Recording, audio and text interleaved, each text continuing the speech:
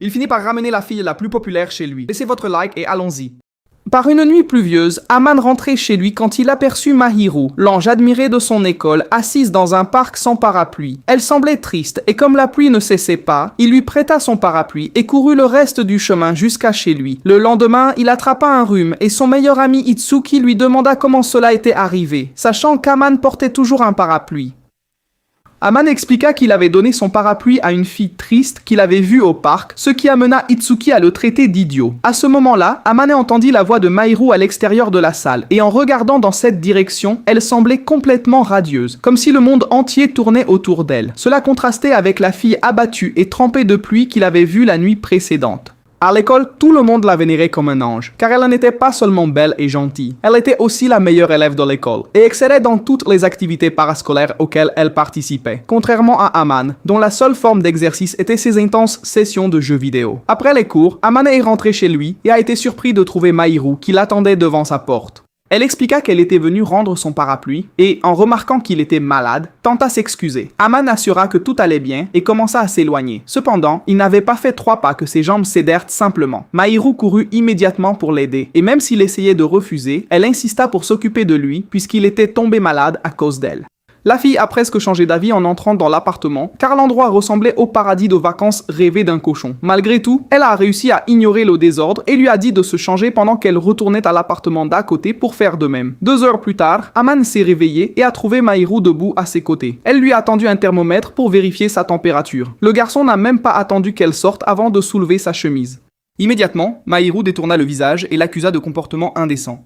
Même ainsi, elle n'est pas partie. Peu après, elle est sortie chercher quelque chose et, à son retour, elle lui a servi un bol de nourriture chaude. Aman a été surpris de découvrir qu'elle savait si bien cuisiner, et Mahiru a répondu que cuisiner était une compétence que tout le monde devrait posséder. Il a alors goûté le repas et a été impressionné par le goût, ce qui l'a rendue très satisfaite. Quand il a fini de manger, il a demandé si elle était assise sous la pluie, parce qu'elle s'était disputée avec son petit ami. Mahiru a répondu qu'elle était célibataire. Aman a été choqué parce qu'elle était une fille parfaite, exactement le type de personne que beaucoup de garçons idéalisaient secrètement. Mahiru s'est excusé à nouveau de l'avoir rendue malade, mais il a assuré qu'elle n'était pas en faute. Elle fut surprise, parce que pratiquement tous les garçons qui l'approchaient finissèrent par vouloir sortir avec elle. Quand Amane affirma qu'il n'était pas intéressé par l'ange de l'école, Mahiru lui demanda de ne pas l'appeler ainsi, car elle détestait ce surnom. Après qu'elle soit partie, Amane resta allongé sur le lit en se demandant s'il redeviendrait un parfait étranger pour Mahiru. Cependant, la nuit suivante, alors qu'il était sur le balcon, il fut surpris quand elle commença à lui parler. Mahiru remarqua qu'il ne se nourrissait que de gelée et se plaignit qu'il avait besoin de quelque chose de plus nutritif, puisqu'il était encore en convalescence. Ensuite, elle lui demanda d'attendre. Quelques minutes plus tard, elle sonna à sa porte et lui remit un récipient plein de nourriture. Le jour suivant, quand il a rendu le pot, Mahiru a prétendu qu'elle avait préparé trop de nourriture. En réalité, elle avait simplement décidé de l'aider parce qu'elle croyait qu'il ne se nourrissait pas correctement. Dans les jours qui ont suivi, elle a continué à apporter des repas presque tous les jours, et même ses camarades de classe ont remarqué qu'il avait l'air en meilleure santé. Un jour, lorsque Mahiru est allé lui rendre visite, Aman a ouvert la porte à genoux, ce qu'elle a trouvé assez suspect. Il a prétendu qu'il avait trébuché en nettoyant la maison, mais un rapide coup d'œil à la quantité de saleté derrière lui a clairement montré qu'il n'avait aucune idée de ce qu'il faisait. Ayant pitié de lui, Mahiru a proposé son aide. Pendant qu'il nettoyait, Mahiru a essayé de dépoussiérer le climatiseur, mais la fameuse loi de Murphy a décidé d'agir et elle a glissé sur une chemise laissée par terre. Aman courut rapidement pour amortir sa chute, et au lieu de le remercier, elle se plaignit que sa négligence avait failli la blesser. Aman s'excusa et promit de s'améliorer. Après cela, ils retournèrent au nettoyage. Quand ils eurent fini, ils étaient trop fatigués et affamés pour préparer quoi que ce soit. Alors Aman commanda une pizza pour le dîner. Pendant qu'il mangeait, il commenta qu'il aimait la façon décontractée dont elle agissait quand elle était avec lui, différente de l'attitude impeccable qu'elle maintenait à l'école. Il a également dit qu'elle pouvait lui rendre visite quand elle le souhaitait. Quand il fut temps pour Mahiru de partir, il lui demanda pourquoi elle l'aidait autant, surtout avec les repas, mais elle évita de répondre. Quelques jours plus tard, Amane trouva Mahiru semblant découragé dans un parc. Lorsqu'il lui demanda ce qui s'était passé, elle refusa de répondre. Cependant, il a remarqué qu'elle était couverte de poils et a conclu qu'elle avait probablement eu un problème avec un chat et était de mauvaise humeur parce qu'elle avait perdu. Il a également remarqué qu'elle pourrait s'être tordue les chevilles. Alors il lui a demandé d'attendre et est revenu peu après avec quelques sacs de glace. Avant qu'elle ne puisse le traiter de pervers, il lui a tendu sa veste pour qu'elle puisse se couvrir. Mahiru a demandé comment il avait remarqué qu'elle était blessée et Amane a répondu qu'il avait remarqué qu'elle avait enlevé une de ses chaussures.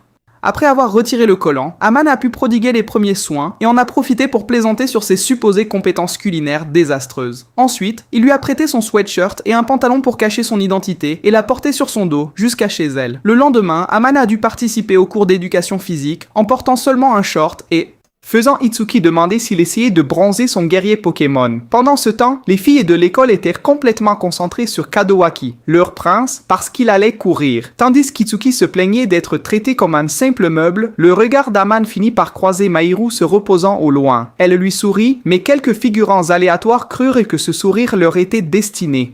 Ce soir-là, Mahiru apporta le dîner habituel, rendit son pantalon et remercia pour l'aide. Aman demanda des nouvelles de ses chevilles, et elle expliqua qu'elle s'améliorait, bien qu'elle doive encore éviter les activités physiques. Essayant de l'encourager, il commenta qu'elle était comme un ange, qui rendait tous les garçons heureux rien qu'en souriant. En réponse, Mahiru fit une petite moue, car elle détestait toujours ce surnom.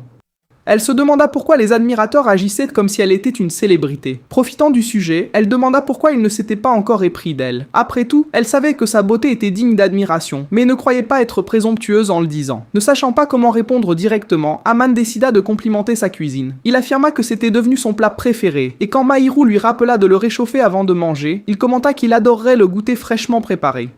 Cela l'a amené à conclure qu'il voulait visiter sa maison quand elle cuisinerait, mais Aman a rapidement expliqué qu'elle avait mal compris. Après avoir réfléchi quelques instants, Mahiru a répondu que cela ne la dérangerait pas, à condition qu'il partage les frais du repas. Aman a dit qu'il pourrait tout payer lui-même, puisqu'il était celui qui bénéficiait de la situation. En fait, il était plus préoccupé par le fait qu'elle se sente vraiment à l'aise de recevoir un garçon chez elle. En réponse, Mahiru a clairement indiqué qu'elle écraserait ses bijoux de famille et mettrait fin à sa lignée s'il essayait quoi que ce soit. Elle a ensuite ajouté que, contrairement à ses petites patates douces, elle ne correspondait probablement pas à son type.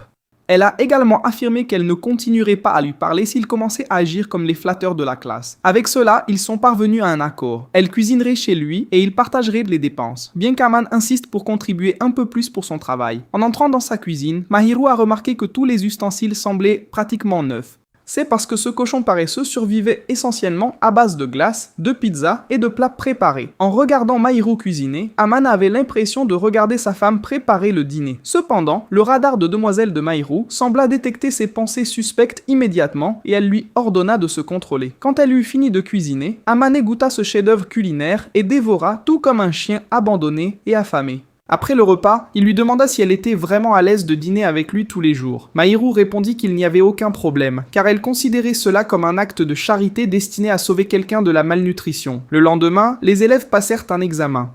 Quand Itsuki a demandé comment il s'en était sorti, Amane a répondu que l'évaluation avait été assez facile. Cela a amené Itsuki à lui rappeler qu'il faisait partie des 30 meilleurs élèves de l'école. Amane a répondu qu'il n'obtenait ce classement que parce que la plupart des étudiants perdaient trop de temps avec des relations, en particulier Itsuki lui-même. À ce moment-là, Shitos, la petite amie d'Itsuki, est apparue, et tous deux ont tenu à provoquer leur ami célibataire en exhibant leur relation. Plus tard, à la maison, après le dîner, Mahiru était occupée à réviser ses notes. Quand Aman a demandé quelle avait été sa note, elle a répondu qu'elle avait obtenu le score maximum. Il a été impressionné, mais Mahiru a expliqué que c'était attendu, puisqu'elle adorait étudier et avait déjà analysé même le contenu de l'année scolaire suivante. Elle a également commenté que sa note n'avait pas été mauvaise. Aman a répondu qu'il faisait seulement le minimum nécessaire pour maintenir les notes exigées en échange de la liberté de vivre seul. Lorsqu'il a remarqué qu'elle devait vraiment aimer étudier, son visage s'est assombri un instant, et Mahiru a murmuré qu'elle faisait seulement ce qui devait être fait. Elle a rangé ses affaires et était sur le point de partir, quand Aman a remarqué qu'elle avait laissé tomber sa carte d'étudiante. En la ramassant pour la lui rendre, il remarqua que son anniversaire aurait lieu dans 4 jours. Le lendemain, quand il lui demanda ce qu'elle aimerait recevoir, Mahiru suggéra un aiguiseur de couteau. Elle expliqua que les anciens étaient déjà usés. Aman fut choqué de la voir agir comme une femme pratique, plutôt qu'une jeune moderne pleine de vanité. Plus tard, il a cherché Itsuki, le roi autoproclamé des conquérants, pour demander des conseils sur les cadeaux. L'ami n'a pas déçu. Il a suggéré plusieurs options, allant des bijoux aux bonbons sophistiqués et aux crèmes pour les mains. Comme c'était inévitable, quelques heures plus tard, Shitos connaissait déjà toute l'histoire et n'arrêtait pas de harceler Aman, voulant découvrir l'identité de la supposée petite amie. Aman a clairement indiqué que la personne n'était qu'une connaissance, mais Shitos a exigé plus d'informations avant d'offrir son aide. Quand il a mentionné qu'il serait embarrassant de choisir un cadeau seul en public, il a fini par la supplier de l'accompagner.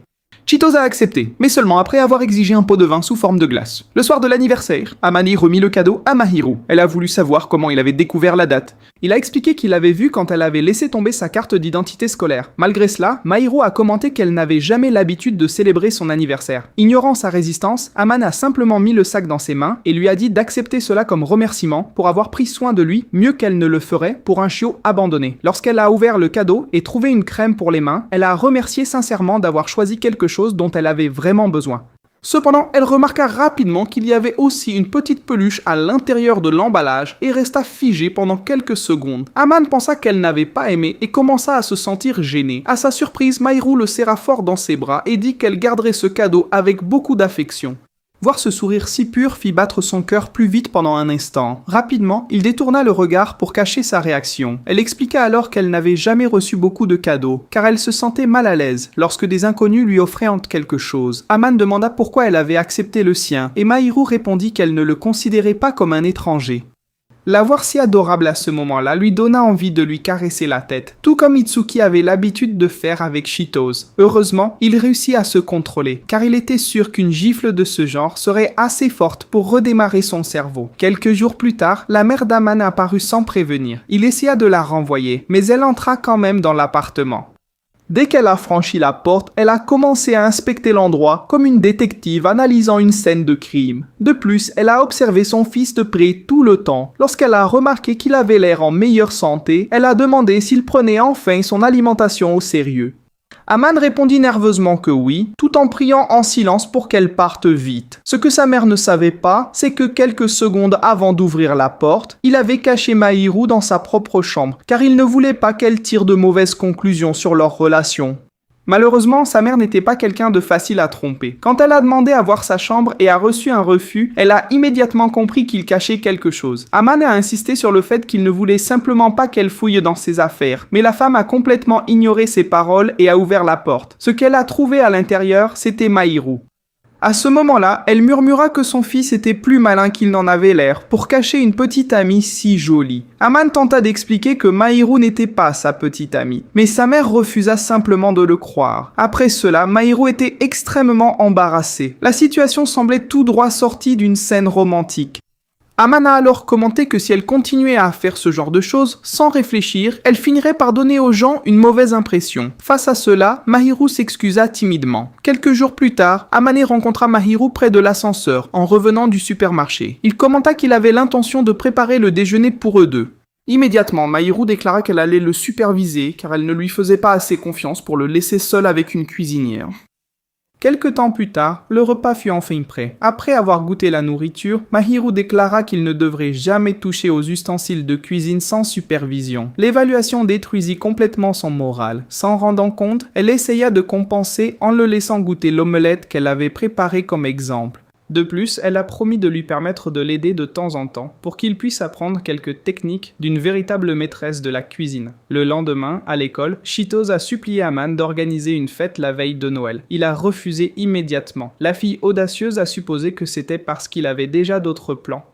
Quand Amane expliqua qui était Mahiru pour lui, Chitose commença à le taquiner, disant qu'il n'avait Dieu que pour sa voisine. Plus tard, après les cours, il parla à Mahiru de la fête et l'invita à y participer. Elle refusa poliment. Malgré cela, Amane était gêné par l'idée de la laisser seule pendant Noël, alors il suggéra qu'ils sortent ensemble le jour de Noël. Mahiru a accepté, à condition qu'il lui apprenne à jouer aux jeux vidéo. Quelques jours plus tard, la veille de Noël est arrivée et Amane se sentait comme une chandelle oubliée chez lui. Alors qu'il se plaignait qu'Itsuki et Chitose étaient excessivement amoureux, Chitose déclara qu'il montrait des symptômes évidents de privation d'affection. Peu après, elle changea de sujet et commenta qu'elle avait pitié des garçons rejetés par Mahiru. Amane répondit que cela ne faisait aucune différence pour lui. Alors Chitose commença à rire et décida de traîner Itsuki jusqu'au balcon. Quelques secondes plus tard, elle poussa un cri soudain. Amane courut pour voir ce qui s'était passé et trouva les deux regardant Mahiru, qui était tranquillement sur son propre balcon. Peu après, Mahiru se rendit à l'appartement d'Amane. Chitose ne pouvait pas croire que le célèbre ange de l'école était justement la voisine dont il parlait tant. Mahiru expliqua qu'elle avait pris la responsabilité de s'occuper d'Amane parce qu'il avait un historique impressionnant d'incompétence quand il s'agissait de prendre soin de lui-même. Itsuki a loué son geste altruiste pour avoir gardé Aman en vie et a ensuite demandé si le cadeau qu'il avait acheté avec l'aide de Cheetos était destiné à Mahiru.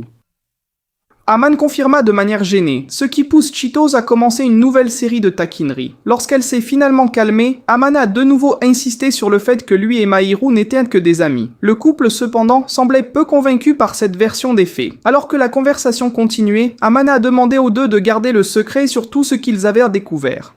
Cheetos répondit que personne ne la croirait même si elle racontait que l'ange de l'école passait ses journées à cuisiner, nettoyer et s'occuper d'un type ordinaire comme Aman. Peu après, elle a commencé à exagérer en louant Mahiru, la décrivant comme pratiquement parfaite à tous égards. Cette pluie de compliments a rendu Mahiru visiblement mal à l'aise et sans savoir comment réagir. Alors Amane a expliqué que Cheetos ne comprenait tout simplement pas le concept d'espace personnel. Juste après, elle a clairement indiqué qu'elle voulait devenir amie avec Mahiru. Mahiru a accepté, ce qui a rendu Cheetos extrêmement heureuse. Ensuite, elle s'est présentée formellement et a veillé à inclure Itsuki dans la conversation de manière naturelle. Toujours espiègle, Itsuki a commenté que Mahiru pourrait le consulter si Amane oubliait d'agir en gentleman. Cependant, Mahiru a immédiatement pris la défense d'Amane. Cela fit le jeune homme se sentir étrangement satisfait de lui-même. Heureusement, Cheetos était trop occupé à discuter avec Mahiru pour continuer à le taquiner. Quelques heures plus tard, lorsque Cheetos et Itsuki partirent enfin, Amane s'excusa auprès de Mahiru de l'avoir impliqué avec ses amis excentriques. Mahiru répondit qu'il n'y avait pas de problème, car elle avait rarement l'occasion de se faire de nouveaux amis. Ils discutèrent alors encore un peu des événements de la journée. Dès que la porte se referma derrière elle, Aman réalisa qu'il aurait aimé garder le secret de leur relation juste entre eux deux encore un peu plus longtemps. Cependant, il ne pouvait pas comprendre pourquoi il ressentait cela. Quand Mahiru est revenu plus tard, ils ont partagé le repas ensemble. Pendant qu'ils mangeaient, elle ne put s'empêcher d'observer Aman discrètement. Après avoir terminé tout le repas, elle commenta qu'elle aimait l'expression heureuse qu'il faisait chaque fois qu'il goûtait quelque chose qu'elle avait préparé. Aman répondit que cela arrivait parce que sa cuisine était délicieuse, ce qui la rendit très satisfaite. Pendant qu'il faisait la vaisselle, il lui demanda comment elle avait appris à cuisiner. Mahiru a raconté que son ancienne nourrice lui avait pratiquement tout appris. Elle a expliqué que la cuisine de cette femme avait le goût du bonheur pur et qu'elle ne croyait pas pouvoir reproduire cette sensation. Aman n'était pas d'accord. Pour lui, la nourriture de Mahiru transmettait exactement la même sensation de confort et de bonheur. Cette réponse la laissa momentanément sans voix. Quand Aman demanda ce qui s'était passé, elle admit qu'elle n'avait jamais pensé que sa cuisine était si spéciale pour quelqu'un. En l'entendant déprécier son propre talent, Aman fut déçu et réaffirma qu'il pourrait manger ses plats tous les jours sans jamais se lasser. Le lendemain, Mahiru apparut comme convenu et après le déjeuner, ils commencèrent à jouer aux jeux vidéo. Cependant, elle continuait à perdre à plusieurs reprises. Alors Aman a pris la manette pour montrer quelques techniques. Quand il a réalisé à quel point ils étaient proches, il s'est rapidement éloigné et s'est excusé. Mahiru cependant répondit qu'il n'y avait aucun problème. Elle continua à jouer tandis qu'Aman observait. Comme il s'agissait d'un jeu de course, Mahiru se prit tellement au jeu qu'elle commença à incliner son corps en même temps que le véhicule à l'écran. Le problème survint lorsqu'elle se pencha trop et finit par tomber directement sur les genoux d'Aman. Il l'a aidé à se rasseoir, mais n'a pas pu s'empêcher de rire en réalisant à quel point la situation était drôle. Mahiru, en revanche, ne partageait pas le même sens de l'humour. Faisant une moue irritée, elle a commencé à frapper son genou avec de petits coups de poing. Quelque temps après, Mahiru a finalement remporté une partie. Quand Aman la félicita, elle rayonna de fierté. Ce sourire satisfait fit battre son cœur plus vite pendant quelques instants. Pour échapper à cette sensation étrange, il se leva rapidement et alla chercher le cadeau qu'il avait acheté pour elle. Mahiru fut surprise en ouvrant l'emballage et en découvrant un portefeuille extrêmement beau et délicat. Elle admitit qu'elle n'imaginait pas qu'Aman ait autant de sens du style. Confus, il demanda ce qui la faisait penser cela. Mahiru expliqua alors qu'elle avait vu quelques vieilles photos envoyées par sa mère. En entendant cela, Amane se sentit complètement abattu. Il tenta de soutenir qu'il n'avait pas tant changé que ça, mais Mahiru n'était pas d'accord. Selon elle, il cachait ses meilleures caractéristiques derrière sa longue frange. Sans trop réfléchir, elle écarta les cheveux qui couvraient une partie de son visage. Lorsqu'elle vit son visage complètement exposé, elle fut surprise. Elle savait qu'Aman était attirant, mais elle n'avait pas réalisé à quel point il était vraiment beau. La proximité rendit Aman extrêmement embarrassé. Malgré cela, il essaya de rendre le geste. Cependant, il finit par être hypnotisé par la beauté de Mahiru avant même de pouvoir la toucher. Pendant quelques instants, ils restèrent simplement à se regarder. Le silence ne fut rompu que lorsque Mahiru commenta qu'elle avait aussi préparé un cadeau pour lui. La situation devint si embarrassante que Mahiru tenta de cacher son visage, couvrant ses yeux avec ses mains. Cependant, la chaleur qu'elle ressentait sur ses propres joues l'a finalement poussée à fuir vers le balcon. Aman n'a pas mis 10 secondes à apparaître derrière elle avec une couverture. Il ne voulait pas qu'elle ait froid et finisse par tomber malade.